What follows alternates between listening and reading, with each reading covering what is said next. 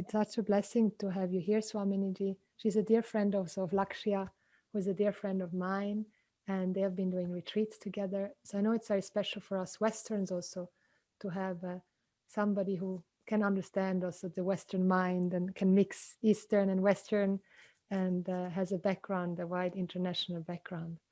So thank you so much, Swamini, and I give over to you.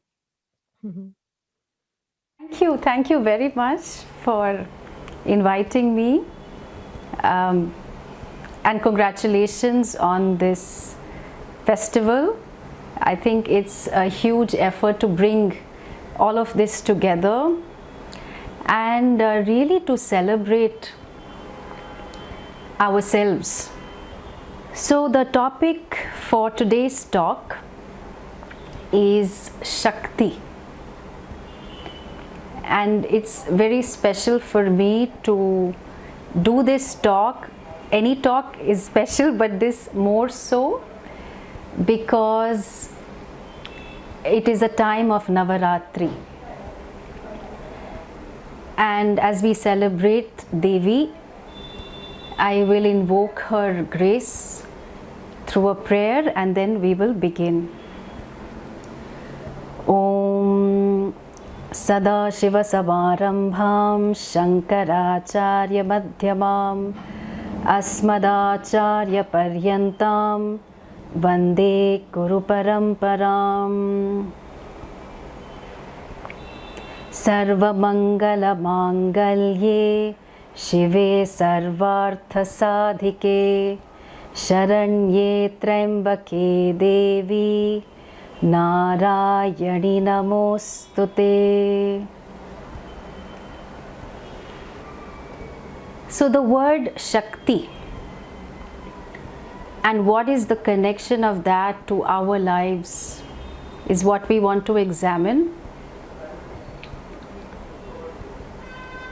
Perhaps you listened to this rock band called Coldplay. Some of you all don't probably, and don't even think that it's a rock band, but never mind. Okay, now for those who've heard them and know that they have received many Grammy awards, I want to ask you something related to that. Okay, now they play such great music, they have such fantastic vocals. Then what is it that they receive an award for? So the award ceremony is going on and the name of Coldplay is announced for the best vocal performance or the best album of the year and so on. And then the band of 4 people, including Chris Martin, the lead vocalist, they all go up the stage. Now the accomplishment is for the vocals, it's for the music, it's for the whole arrangement. Then the question is, that is what should get the award? Why is it that these people have to walk up to the stage? Or for those who follow Roger Federer, who's a Grand Slam winner, so won the Australian Open, French Open, Wimbledon and so on. What has actually made the accomplishment possible? Definitely his backhand and forehand and whatever else, right? So he is such a pro at his game. Then it's the hands and legs that should win the award logically. But we know that any accomplishment is possible because of the conscious being that has made the accomplishment possible. So in other words, there is nothing like Shakti that can exist independently.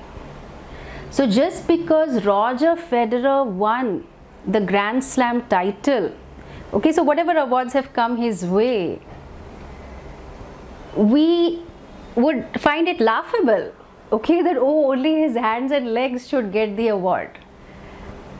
Because what we can see is that any accomplishment, okay, small or big, is possible because of Shakti. And when I'm using the word Shakti, we generally translate it loosely as power, energy, strength, capability, and so on. But Shakti is Shakti. Why? Because it has the presence of the one who blesses. So when I have a Shakti, as we all do, any accomplishment is possible because I, the conscious being, pervades my capacities and my powers to make something possible. So we might say that, oh, it is power and so on and so forth, but I think it's a loose translation of Shakti. So where there is accomplishment, there is Shakti, and where there is Shakti, there is blessing. Where there is blessing, there is a blessed being and the one who blesses. So this time during Navaratri is a very special time, and one of the sadhanas that is undertaken is the recitation of Durga Saptashati. Okay, so there are a set of 700 verses which occur in one of the Puranas, and they include episodes of the Devi destroying different asuras. So asura, again, I'm not translating as a demon, but you get the idea. So asura represents those tendencies that are not helpful to us, and those tendencies that give rise to adharma. So these 700 verses spread across 13 chapters are talking about Devi Durga and her many manifestations which help to destroy adharma. And there is one very beautiful verse in it. I mean, there are many, but I'm just picking up one which reminds us, Namo Jagat Pratisthayai Devyai Krityai Namo Namaha. So my Namaha, my Namaskara to the one who is the support of this entire world, and my Namaskara to Devi, who is in the form of will and volition. So to appreciate this better, we have this another word that I want to pick from Lalita Sahasranama. Okay, I might be, saying a few words here and there. If you don't remember, don't bother. Okay, so there is this very, very beautiful chant called Lalita Sahasranama. Some of you may be exposed to it. It's a series of 1000 names of the Devi. And what is the need for so many names? So it's the same thing, right? So your partner, you can just stick to the person's name, but no, we will say no baby, no sweetheart, no honey, yes darling. So we have so many words which are our words of endearment. Okay, when it comes to Lalita Sahasranama, there are 3 types of words, and each word has a Shakti about it. Each word, so the words may be of 3 types. There are one set of words which are referring to her glories. So in her manifestation as Durga, some of the things that she has done in terms of destruction of adharma and so on. So a lot of words referring to that. There are words that are referred to her, a description of her. So right from her hair to her toenail, very beautiful, very aesthetic, very sensual descriptions. And then there are words that are Swarupa words. Swarupa words, words that indicate her nature. So one might be Ichha Shakti Jnana Shakti, Kriya Shakti, Swarupini. Okay, there could be something like Satchidananda Rupini. So that's a Swarupa word. What is her nature which can never be given up, which always is. I want to dwell on this word, Ichha Shakti, Jnana Shakti, Kriya Shakti, Swarupini. So the Devi is in the form of three Shaktis. Ichha Shakti, the Shakti to feel, to desire, to want. Jnana Shakti, the Shakti to know, reason, analyze, synthesize. And Kriya Shakti, Shakti or the power to do. And when we look at this, we'll say, oh, okay, so what? Like, I know Superman has these powers, I know Batman has these powers, I know Captain America has that. But so what about it? I know Devi also has some Shakti, so what about it? But then we have another very beautiful verse from this 700 verses, okay, that Devi Saptashati I spoke about. It says, Ya Devi Sarva Bhuteshu Shakti Rupena Samsthita Namastasyai Namastasyai Namastasyai Namo Namaha. So Ya Devi, Sarva Bhuteshu, you are in the form of Shakti, Shakti Rupena, Sarva Bhuteshu, in all the beings. You are in the form of Shakti. So is it that you just handed out some Shakti and you ran away? No, no. Shakti Rupena Samsthita. You are well established in all the beings as Shakti. And to that Shakti, my Namaha. So Namastasyai, Namastasyai, Namastasyai, Namo Namaha. So this is extraordinary, because by recognizing that someone else has Shakti, or this phenomenal manifest and unmanifest powers, capabilities, strength, energy, generally what happens to us is we will feel less of ourselves. You say, oh, she has all the Shakti, she has all these accomplishments, but I don't have, right? So the easiest way for us to have been happy, okay, is to find happiness in other people's joy. It's so simple, and it's quite cheap. Cheap in the sense it's not expensive. You see someone being happy, you're happy.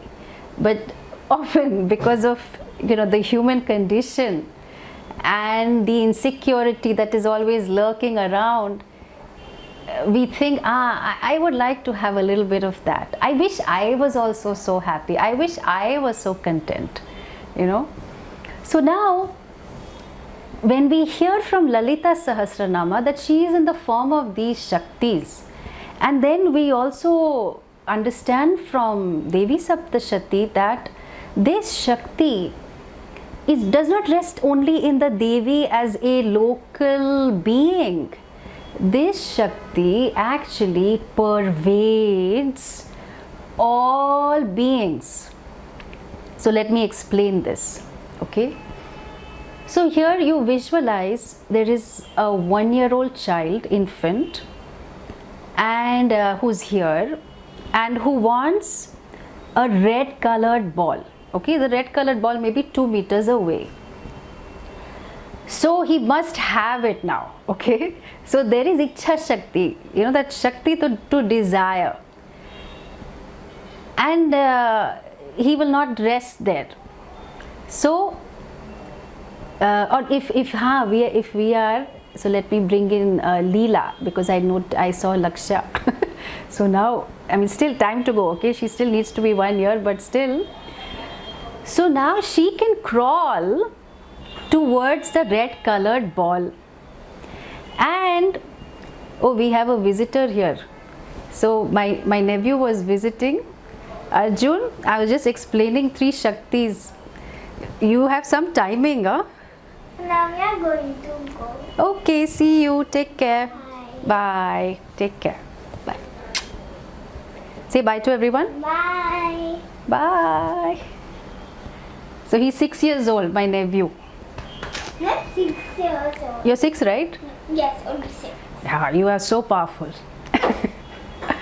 Okay. So now, look at the timing, huh? So of course he's 6, but this is also 6-year-old or 1-year-old. 1-year-old who wants this red colored ball. And there is Ichha Shakti, I want that. But I am helpless, there's no language. So now what does the child do? Either the child will shout or yell or cry, or by the time if the child has been, is babbling, will say mama or something like that. So there is Jnana Shakti here, right? That either I crawl towards the red ball, or I say mama, or I cry, something, okay? So what to do? Because I want that red colored ball, this little child, so Leela has this Shakti, Jnana Shakti.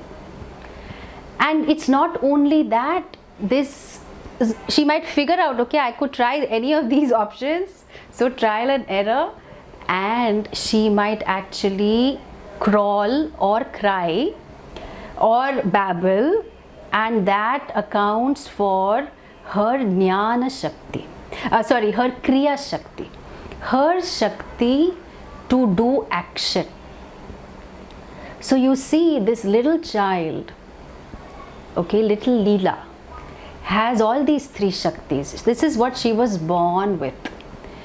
So the Shakti to desire, Ichha Shakti, the Shakti to know, Jnana Shakti, and Kriya Shakti, the Shakti to do. Same thing with the ant, okay? Don't think that only human beings are blessed with this. So the ant may be crawling on the table and there are some chocolate crumbs. So of course our ant wants to take these crumbs back to the anthill, but the chocolate crumb is too big to carry. So Jnana Shakti, ant will decide, okay, let me collaborate. There are some other ants hanging around.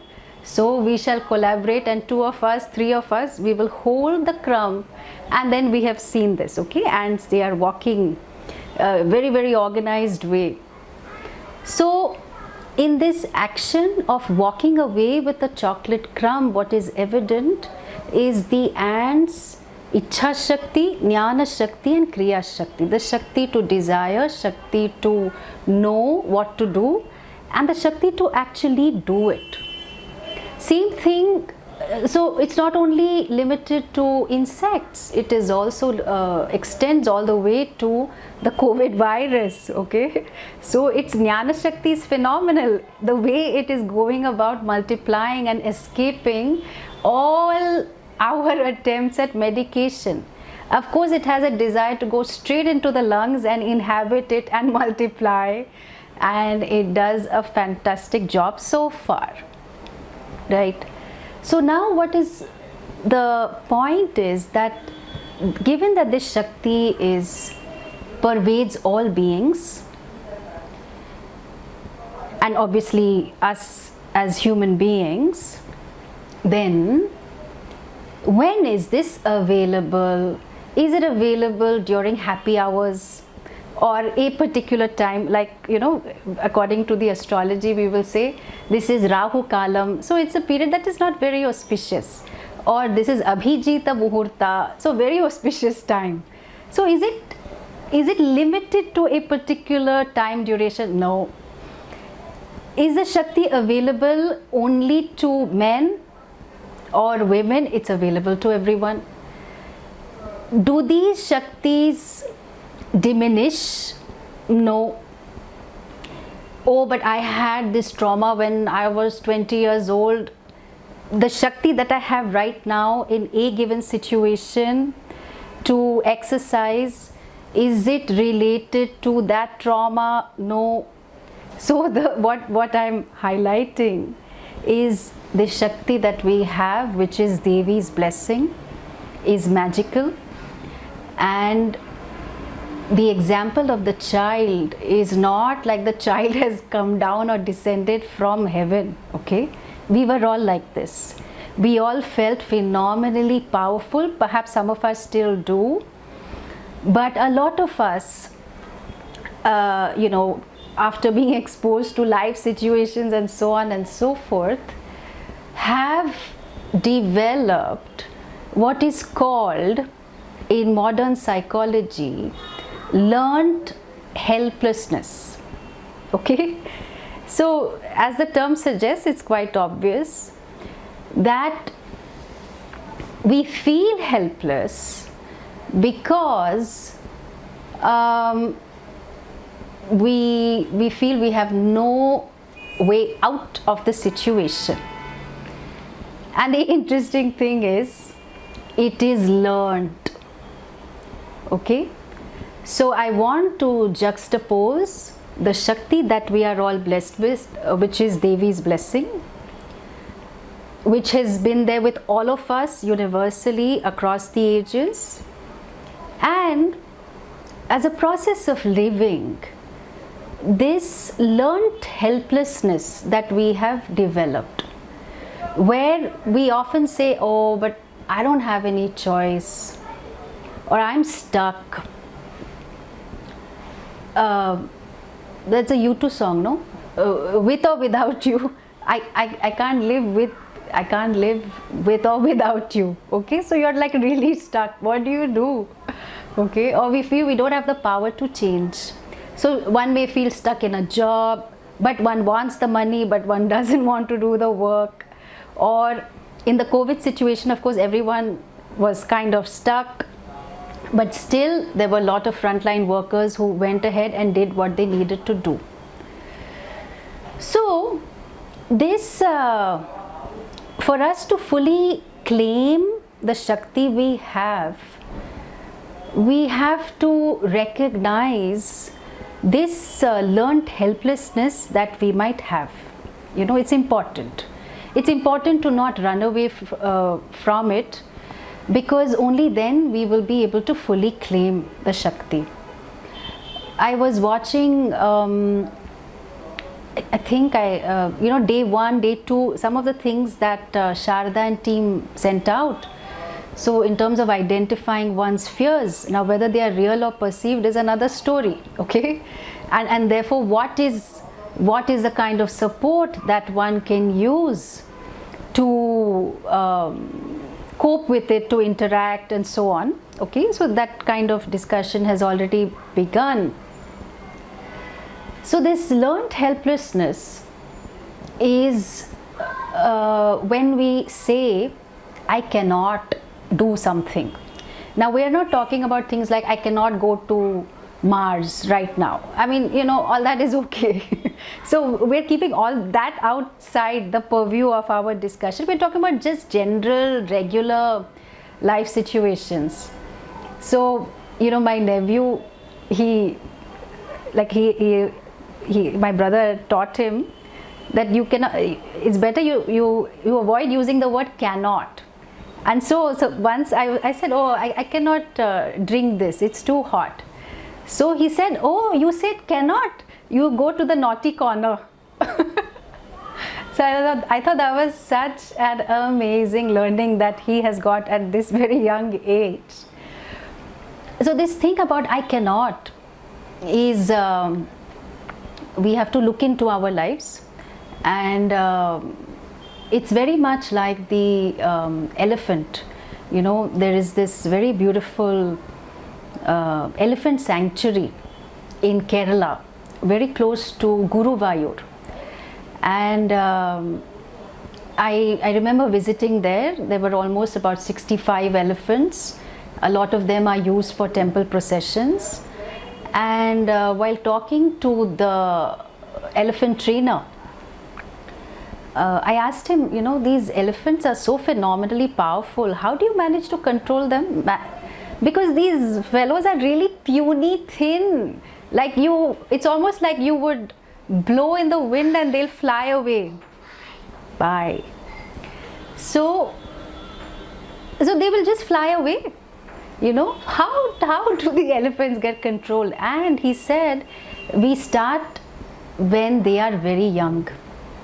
So these baby elephants are rewarded only when they do what we want them to do, and they are punished when they do something that we don't want them to do. So by tying them to the rope or the chains, the baby elephant begins to think that this is my master, not my mama. This is my master. Okay, because this one makes possible food and whatever else for me.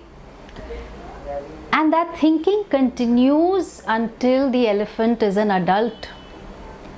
And the elephant trainer will take the elephant all over. Now the adult elephant has no chains anymore. There is no rope tying the elephant, but the elephant has learned to be obedient to this trainer. And the elephant believes, I cannot do what I want to do. Maybe I want to go out in the forest. Maybe I want to hang out with the other elephants. The question doesn't arise, because I have learned to be obedient to this master. You know. So, what will it take for the elephant to just discover that I have all the power? Of course, I may still choose to live with this master. That's fine. I'm happy to be a part of this temple proceedings. But the elephant has to discover that she has some choice, right? And then she is free. But because of certain situations in our lives where we were not able to meet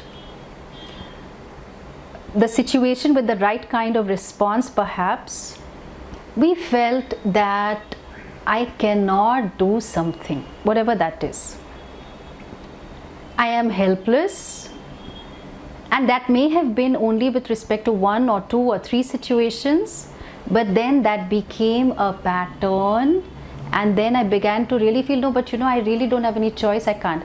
And then when you talk to friends, they have very good advice to give. Of course, they are not in the same situation, but they'll say, well, you know, what about this, what about that, you can try these options.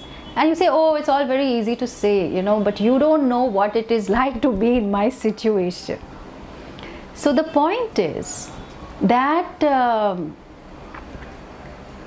we have to remind ourselves of the Shakti that we have, because that's the only way. A lot of people may be there to offer me support in terms of supportive people, opportunities, education, or the talents and skills that I have, and so on. But for me to say that I have the power to desire, and I am not going to give that up. Of course, we want to align our desires in line with dharma, because dharma is what sustains society, and is not partial, doesn't play favorites, you know. And all that we admire about people is dharma. So we generally admire people whom we find are very compassionate, or maybe beautiful, maybe financially independent, maybe very productive. So all these things, justice, compassion, pleasure, fun, finances, wealth, health, all the way, all the values and principles that we find so admirable in other people, what we really respect and admire is a subset of dharma, because it is really dharma that makes me happy, and that is something for us to discover. So the different episodes in the Devi Saptashati, you know, those 700 verses, they are all talking about how she vanquished certain enemies who were asuras, and a lot of them are quite symbolic. So maybe I will not go into the details of what each of the chapters is about, okay, because there are very elaborate stories, and I think that this is a good time for us to go into breakout rooms. Okay, so I will explain what we are going to do to discuss amongst each other our response to two questions. Okay, and let me put the questions up here. Okay, fine, I'll also read them.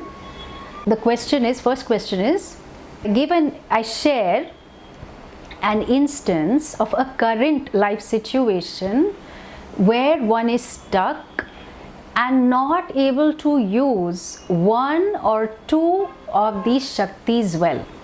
So it's possible that I'm not able to use my Kriya Shakti in terms of doing certain things, but I have Jnana Shakti, I have Ichha Shakti, I have a lot of desires, lot of things I want to do, but I'm not able to use this, or something like that, okay, where I feel stuck. So I think we can share that.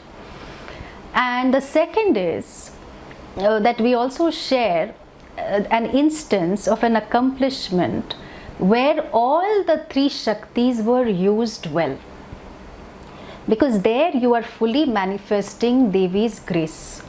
The other also you want to manifest, but for whatever reason one is feeling a bit stuck.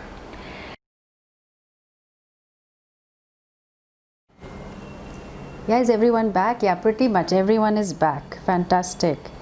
Yes, so I would want to keep about 5 minutes for people to share anything, any highlights, any insights, any surprises, any learning. I think what I noticed in our sharing was that the Jnana Ichha Shakti was there for everyone, no problem. Jnana Shakti also more or less, but then the Kriya Shakti was sometimes lacking or inhibiting, or I could see it's a bit less, yeah. Yeah, fantastic. Okay. Anyone else?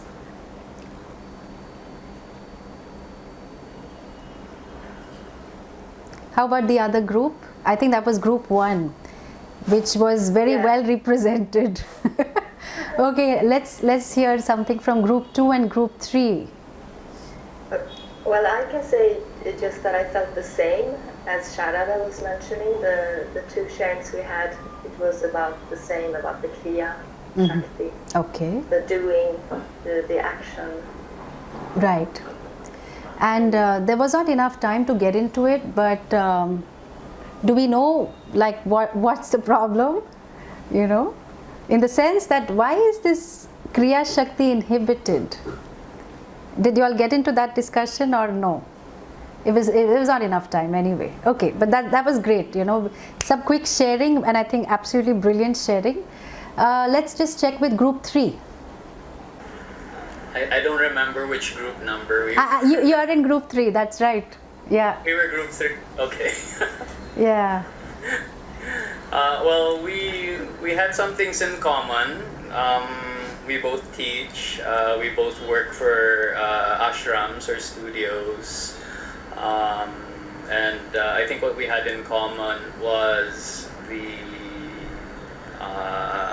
being stuck at the Kriya Shakti, of not taking action on the issues that we're stuck with. Right. Just echoing what you had said earlier about that, and understanding why a lot of us get stuck there. I feel that because I'm also stuck with my desire, I know what I know about myself is I will take action if I have the desire.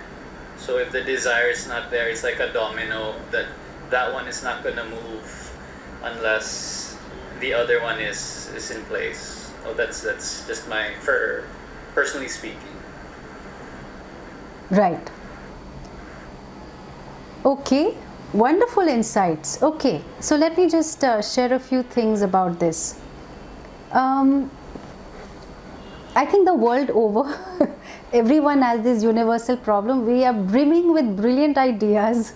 We probably know what needs to be done. And somewhere there is hesitation, reluctance, inertia, laziness when it comes to doing. And part of the reason is that we confuse what needs to be known and what needs to be done. Okay, so we will give many excuses for not doing what we want to do. So can any of you give me an example of a desire, so then I can just go into a little more detail? Okay, I will use that example then.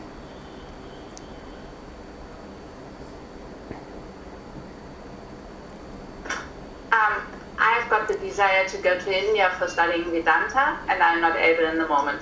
Right. Okay. So the Shakti, first of all, we have to understand Ichha Shakti or any desire is a blessing. Some people say and have said over the ages that desire is the root cause of suffering. That's not true. Okay. If it is a binding desire, where it really, pulls me down, then maybe it can contribute to suffering. But desire is wonderful. In fact, in the Bhagavad Gita, it is mentioned, Bhagavan Krishna, he teaches, he says that I am the desire in your heart which is not opposed to dharma. In other words, the desire in your heart that is in line with dharma, I am that. So you can't reject Bhagwan. You can't reject Ishvara, This is who you are, and desire is a very powerful Shakti. So the desire to find a vaccine for COVID, the desire to provide for your family, the desire to look after yourself, the desire to share your knowledge of yoga and so on, all these are wonderful desires to have, including the desire to study Vedanta. Now, there is enough Jnana Shakti also in terms of what this Vedanta pursuit is about, because there are very, very few takers for Vedanta. Okay, so if you have identified, and this is such a blessing because you see the nature of the pursuit, that it is an inquiry into yourself and you land up at yourself only. You're not going anywhere really. So there is already some knowledge, but you definitely want to increase your Jnana Shakti. Now when it comes to the alternatives, always remember Kriya or Karma, there are thousands of alternatives. Okay, generally we come up with one or two and then we get stuck there. So if the issue is about learning Vedanta, well, welcome to technology. It's a poor substitute, but it is a good substitute.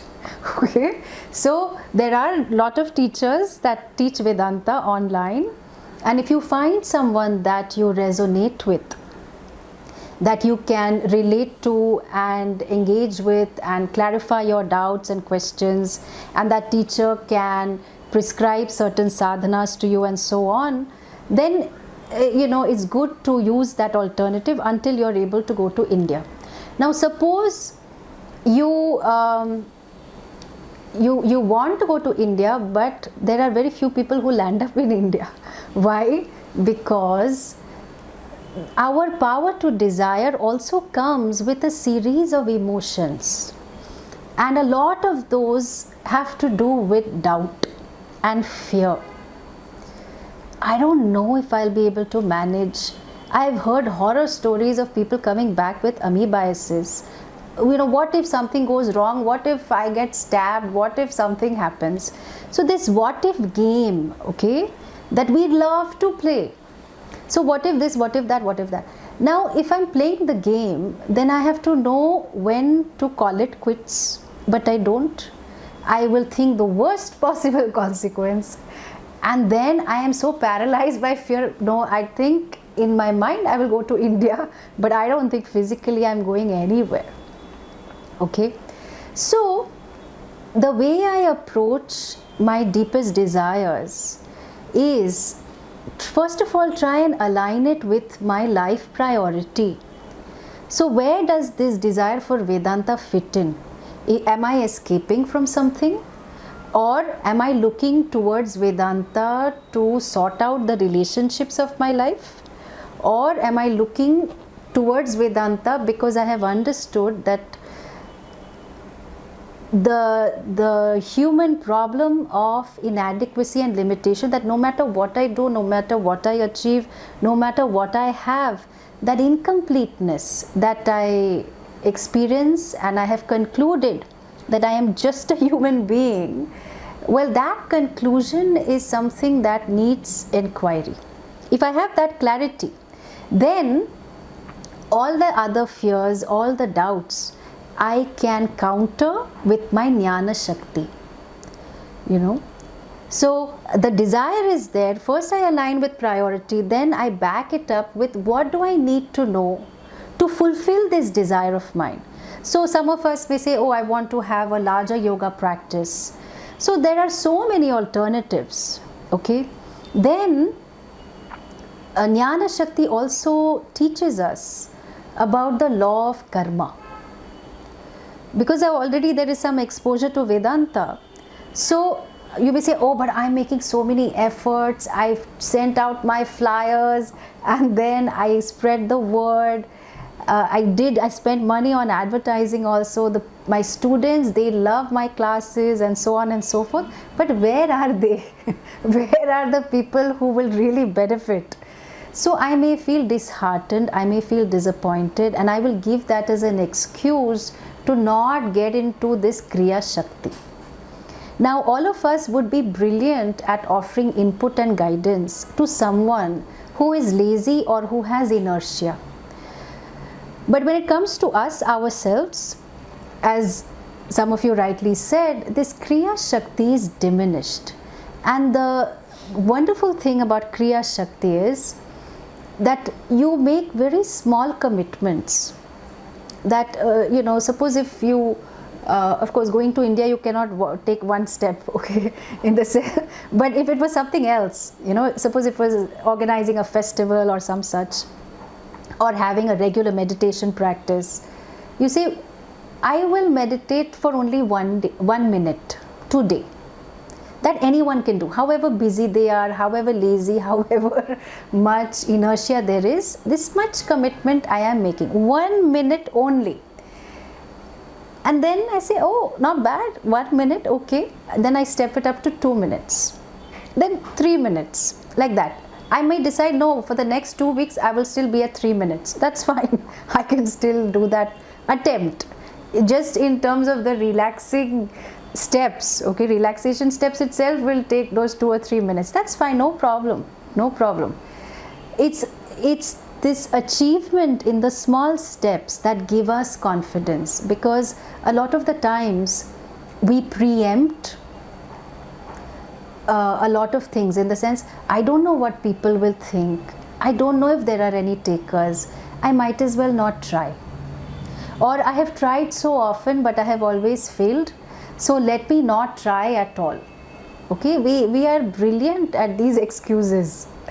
And so it also helps if you enlist a buddy, you know, some person from your support network, where initially you have external accountability, and you tell the person, see, I need some help because I'm trying to regulate this or bring this as a part of my schedule. I know what needs to be done, I have a very deep desire for it, but I'm going to be taking XYZ steps, and I need you to nag me about it or remind me about it, or I will tell you how I am doing on it. Okay, so initially you create that external accountability, and then of course it will shift to internal accountability. The more you see that, yes, I have learned 10 things, I can learn another 11th thing, and I just have to be consistent with it.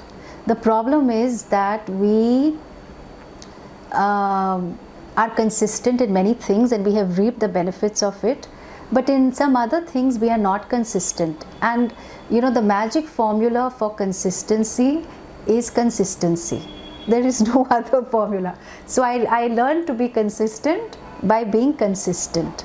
Some people think, no, like I remember when I was in school, I would think, oh, when I'm in the right mood, I will study. What's the point studying when I'm not in the mood? Nothing is going to go in. And I would argue like that with my parents.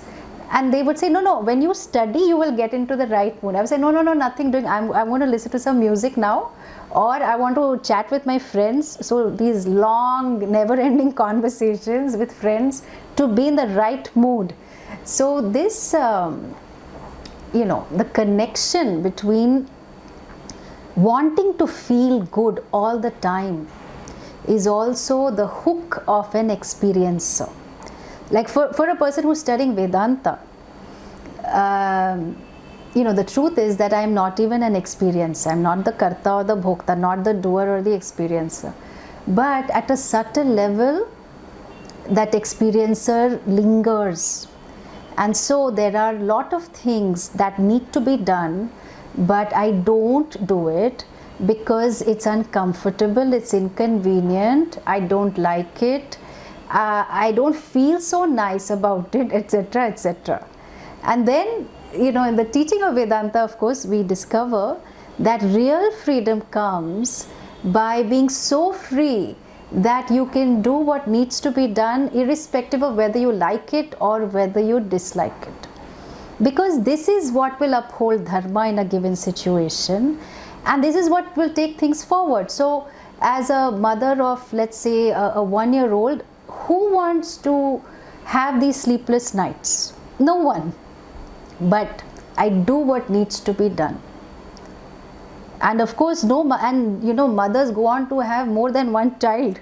Okay, some people have like 5, 7, 9 children. Of course, we're talking about another age. But when you ask them, but you will have to wake up and then everything will go for a toss, your body is going to go for a toss, everything. And they'll say, no, it doesn't matter. It's so rewarding, motherhood, I want to do this. So we are able to dynamically balance our Shaktis. In some situations, we might be very, very active. Okay, the Kriya Shakti is very high. It's possible that we may exhaust ourselves so much in some situations that we have no energy left for these other situations which are inconvenient for us.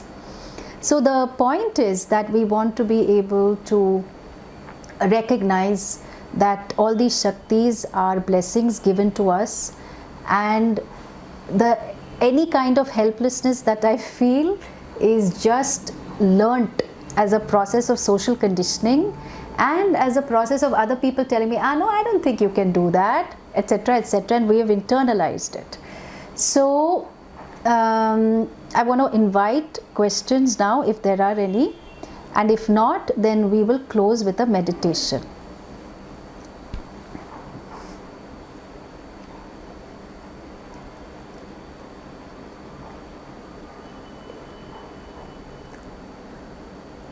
Okay, any questions or any reflections?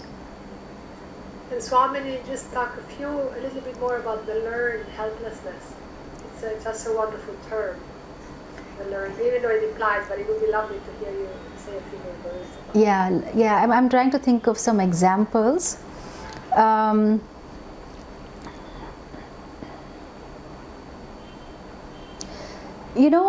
When we see children play, we don't see any helplessness in them. So there is a bunch of toys, and okay, maybe the child gets a bit bored and may move from one toy to another.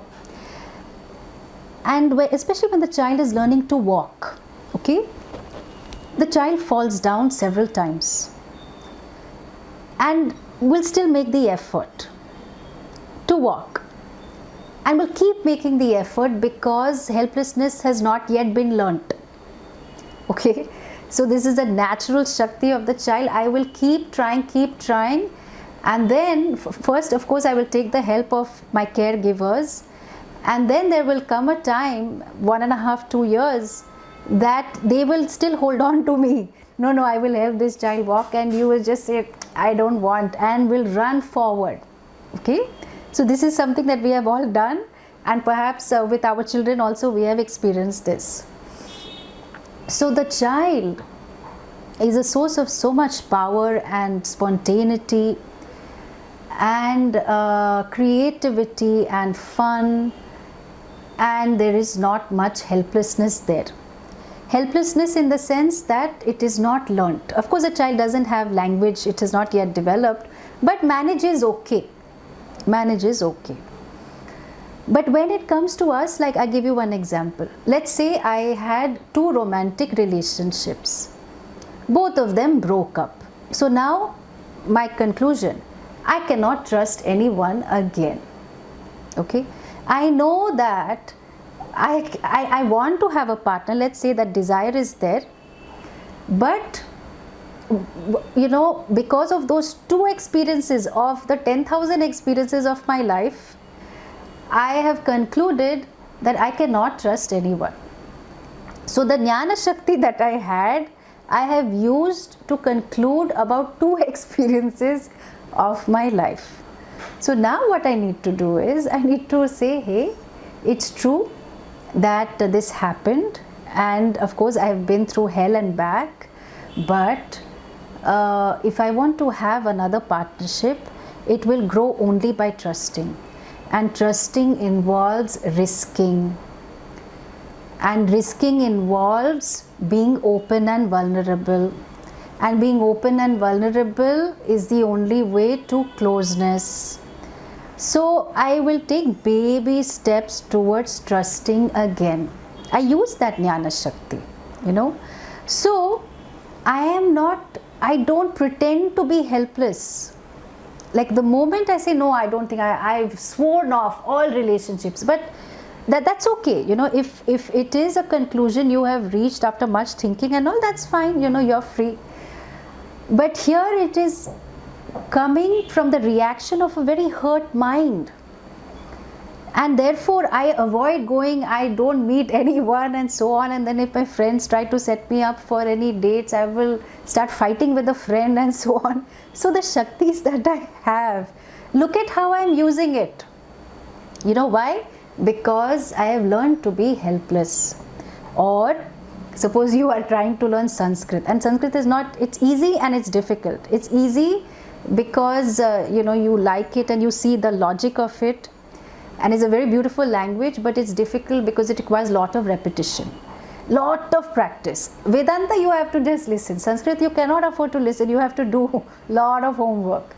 So now you can say, no, I don't think I can do this. How? You know Spanish and you know French and you know English, then that means you have the capacity for language. Then Sanskrit is the language of the gods. So of course you should be able to learn. No, I don't think, you know, I'm 60 years old now. And it's not my age, you know, to learn all these things. Nowadays I don't remember. Well, okay, maybe that's true. It only means that you have to repeat more. Maybe you have to do maybe 30 repetitions while other people can manage with 10 repetitions. That's all. No, but I don't feel like doing. So that's where we always land up with, I don't feel like doing it, because we are experienced hunters, you know. So this we have to call the bluff of this sense of helplessness, that I can't do, I don't know, and I don't know. We have to add one more sentence to that, saying I don't know yet and I can know more. I can know, or I am not doing right now and I can do more. I can do something. Okay, so when it comes to Kriya Shakti. Now there was one question, Prana Shakti. Is Prana Shakti or Shakti Prana? Prana is a subset of Vayu. Okay, Prana of course is you know, with respect to this body mind system. So it is a form of Shakti because it is a subset of Vayu. But what I am referring to, I am not referring to Prana Shakti as such, because it's Prana Shakti that sustains this body mind sense complex, and it is this body mind sense complex that has all these 3 Shaktis. Yeah. who had become very fat, or what is now being referred to as a COVID body. Okay, so the person says, oh, you know, I really want to learn swimming. But this is more in India, okay? I don't think this is a situation abroad. But you know, in India, like a lot of the women, very, very shy about their bodies. So this particular friend said, I want to learn swimming. This was not during the COVID time, okay, many years ago. But I cannot bear to wear a swimsuit because, you know, what will people say when they look at my thunder thighs, and what will people say when they look at all my cellulite? So, you know, I really want to learn swimming, but I don't think I can do this. So then I just asked her, I said, you know, 10 years down the line, would you regret that just because you were thinking of somebody observing your thunder thighs or whatever they are, that you were not able to fulfill such an important desire you had? So she said, yeah, that's true. I'm sure I'm going to regret it. So I might as well go and learn. And then, and I told her, I said, you know, everyone else is also worrying about their own cellulite. So, you know, let them see. Don't try to control their thoughts. Let them think whatever they have to and run to the pool, you know. So, so then, you know, once you're in the pool, you're fine. Then you look around, oh, there's nobody watching. Okay, then you come out quickly. You do this 2-3 times, and after that, you won't care at all. Okay. So she had Ichha Shakti, she had Jnana Shakti, but look at how we use our Jnana Shakti. You know, there are so many things that we say to belittle ourselves, to diminish ourselves, to say, you can't do it, you know. And I think, you know, there is a need for some inner critic work for this, because we're not really taught to appreciate ourselves. Or we don't want to be criticized by others, so I am like my worst critic. I will criticize myself before others criticize me. So there are all these other issues that we have, but the good news is that these Shaktis are always available to us day, night, and they are free. You don't have to pay any fees for this. This is the blessing of the Devi, and we find that we have a life of meaning and purpose and connection when we really claim it. You know, all our accomplishments that we have had are where we claimed it, and almost all of them would have started with, I don't think I can do this, or I don't think this will happen. And you know, time and time again, we have been proved wrong. So that's beautiful. You know, it's a very nice problem to have when you are proved wrong, especially when you thought less of your own capacities and powers. Okay, so let's go into a very quick meditation. Okay, it's a guided meditation. I think we have about 10 minutes left, so it's going to be very brief, but let's close with that. So please sit comfortably. You can gently close your eyes.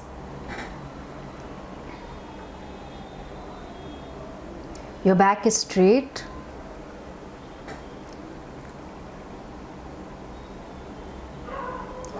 When one does a meditation practice,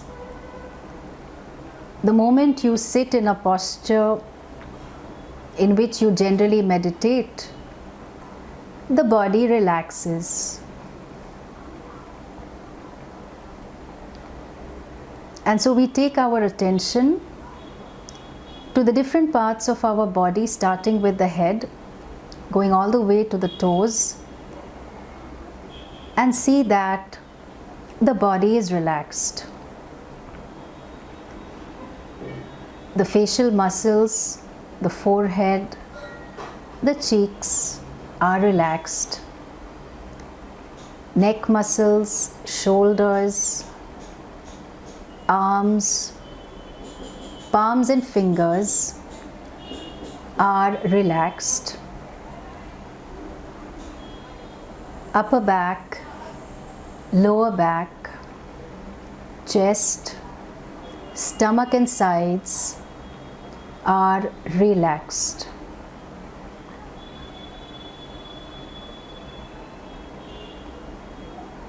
you're hearing the sounds of Mumbai, and it's very noisy, as you can hear.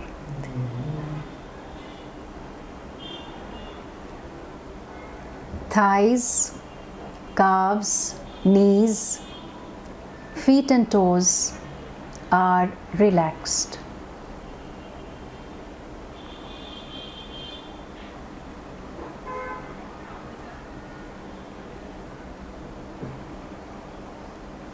As a person sitting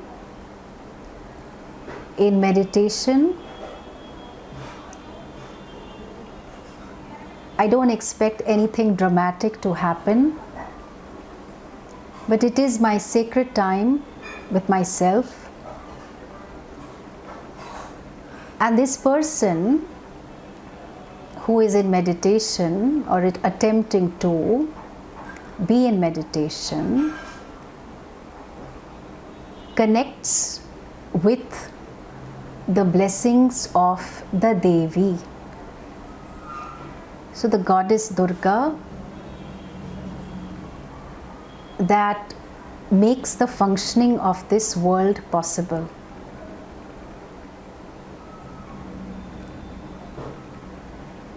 So I invoke her grace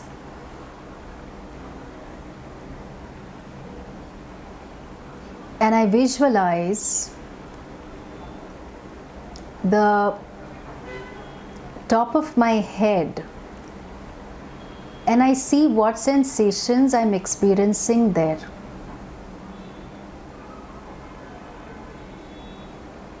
I see that her palms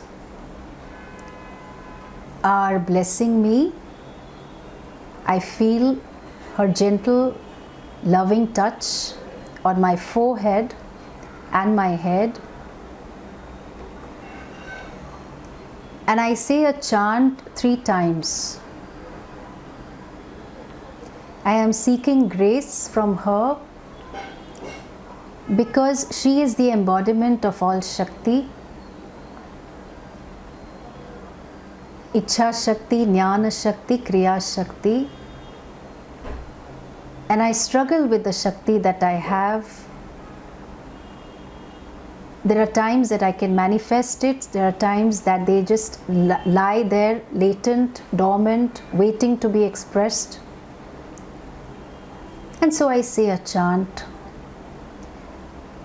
I'll say it 3 times, which means that the Shakti that pervades all the beings, my namaskara, my salutations unto that Devi, who is in the form of Shakti. Ya Devi Sarva Bhuteshu Shakti Rupena Samsthita Namastasyai Namastasyai Namastasyai Namo Namaha. Ya Devi Sarva Bhuteshu Shakti Rupena Samsthita Namastasyai Namastasyai Namastasyai Namo Namaha. Ya Devi Sarva Bhuteshu Shakti Rupena Samsthita Namastasyai Namastasyai Namastasyai Namo Namaha.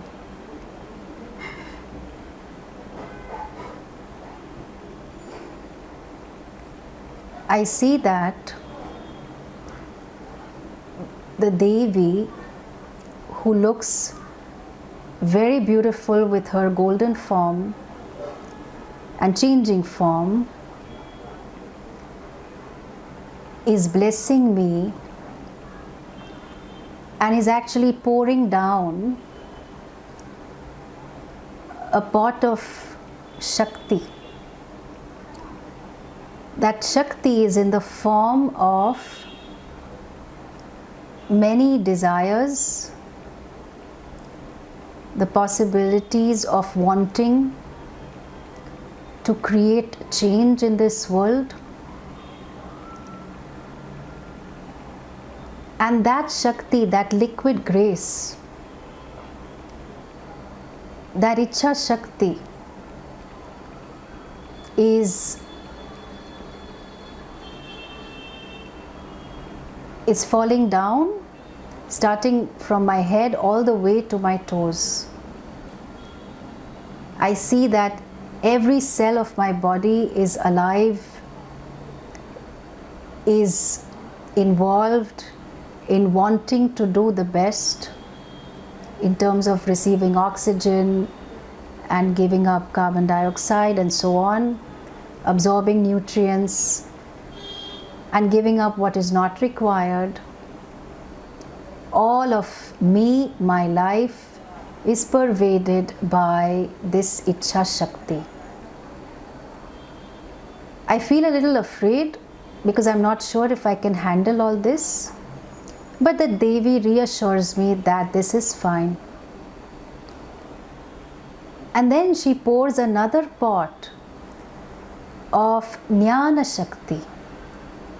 So this liquid grace that allows me to know, to understand, to analyze, to synthesize, to reason, basically knowledge.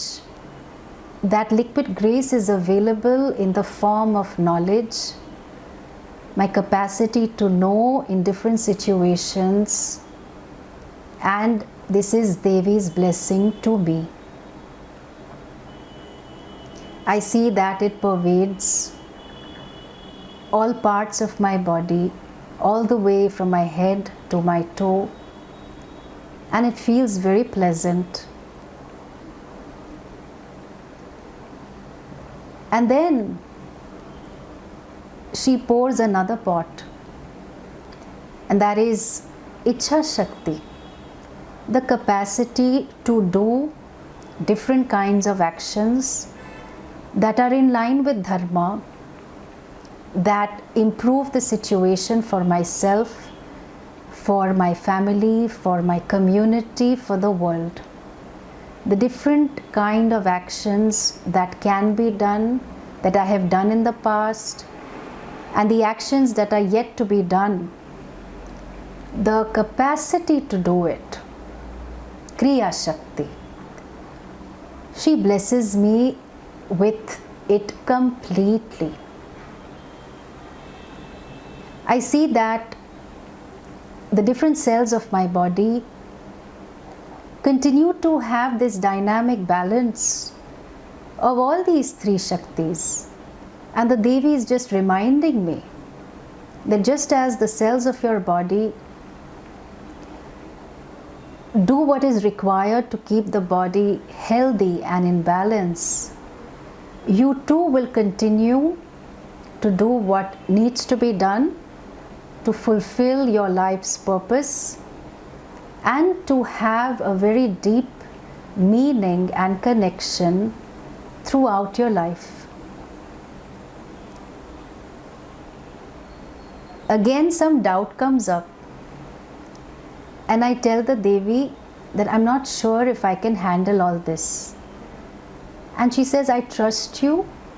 I trust that you will be able to handle all these Shaktis that you have been given, because you are deeply blessed.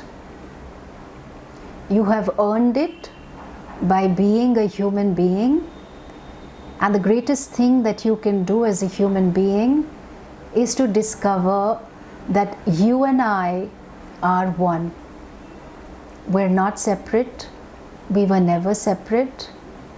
And this is what I want you to discover.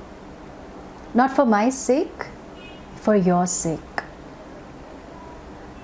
And in the meanwhile, as you prepare yourself in this pursuit that happens to be called moksha, you have the opportunity, the honor, the privilege of doing a lot with your own life, of knowing a lot, and of desiring what is most appropriate in the given situations. So all of these Shaktis pervading one's body is what we experience now. And you ask Devi, what if I falter? What if I don't know? And she says, I will always be there with you. Because the truth is, I am already you. But there are times that you deny my presence. There are times that you dismiss me, but I'm always here. Whenever you want, I'm just a thought away. And as she holds you in a very deep embrace, you see how blessed you are, and you see that you can be an instrument of the grace that the Devi has blessed you with. Ya Devi Sarva Bhuteshu Shakti Rupena Samsthita Namastasyai Namastasyai Namastasyai Namo Namaha. Om Shanti Shanti Shanti. Harihi Om. Shri Gurubhyo Namaha. Harihi Om. Whenever you're ready, you can rub your palms and cup your eyes and feel the warmth in the eyes. And slowly release your palms. You can gently open your eyes.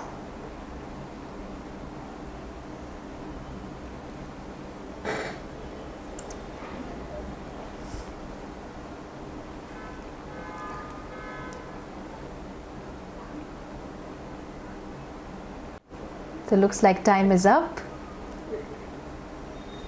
Yes, thank you so much, Swaminiji. You're welcome. So wonderful. Thank you. Thank you. Dhanyavada. Thank you so much again. It's been such a joy to be here and to interact with all of you. And I was happy to hear also from some of you. And I wish you well, Sharda, Devi, and all your projects and initiatives, and I wish well for everyone.